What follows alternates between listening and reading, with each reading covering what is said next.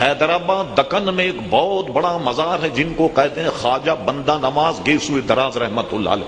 خواجہ بندہ نواز گیسوئی دراز رحمت اللہ علیہ حیدرآباد دکن کے بڑے معروف بزرگ ہیں، اور ان کے مزار پر جب تک نظام دکن کا معاملہ چل رہا تھا تو سرکاری طور پر نظام دکن ان کے عرس میں شامل ہوتے اور ان کے عرس کا لنگر سرکاری خزانے سے پکا کرتا تھا. یہ حضرت خواجہ بندوا گیسوئی دراز.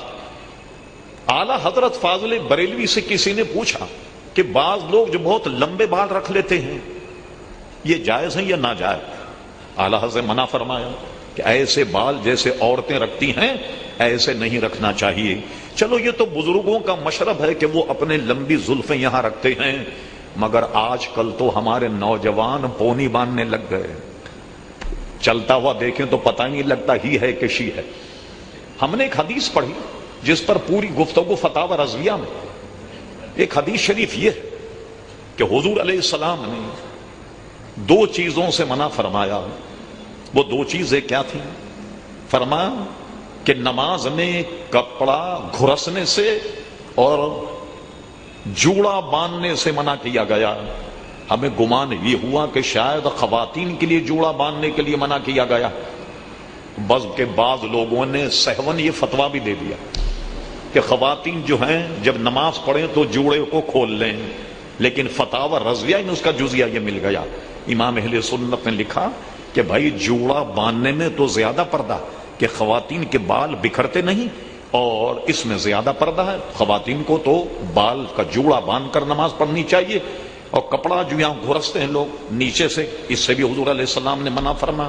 کہ صحیح ستہ میں کتاب اللباس میں یہ بھی موجود ہے کہ حضور علیہ السلام نے فرمایا یہ اللہ تعالیٰ کو پسند نہیں ہے. ایک لمبی بحث ہے، ہم اس میں نہیں پڑھنا چاہتے. اب ہم پہنچے بھائی جوڑا کون باندھتا ہوگا. 10 سال پہلے تو ہماری سمجھ میں نہیں آئی، مگر اس کے بعد ہم نے چند سالوں میں دیکھا کہ مرد بھی جوڑا باندھنے لگ گئے. اللہ اکبر. اب امام اہل سنت سے پوچھا کہ حضور یہ خواجہ بندہ نواز گیسوئی دراز رحمت اللہ علیہ جنہوں نے داتا صاحب کے حوالے سے کتابوں میں بڑے حوالے دیے اور بطور سند داتا صاحب کی کتاب کو پیش کیا، تو ان کے تو گیسو بہت بڑے تھے، نام ہی ان کا گیسوئی دراز. امام اہل سنت نے اپنے ملفوظات میں فتویٰ دیا. سنیے بزرگوں سے عقیدت محبت کیا. حضرت خواجہ بندہ نواز گیسوئی دراز رحمت اللہ علیہ کے پیر و مرشد تھے حضرت نظام الدین اولیاء رحمت اللہ تعالی علیہ کے خلیفہ نصیر الدین چراغ دہلوی رحمت اللہ تعالی علیہ. اس زمانے میں آپ نے دیکھا ہوگا کہ بزرگوں کہیں لے جانا ہو تو ان کو پالتی میں بٹھا کر لے جاتے تھے، ان کو بٹھا کر اور کسی جگہ ان کو پہنچاتے تھے ایک تعظیماً ان کی عزت اور وقار کے لیے.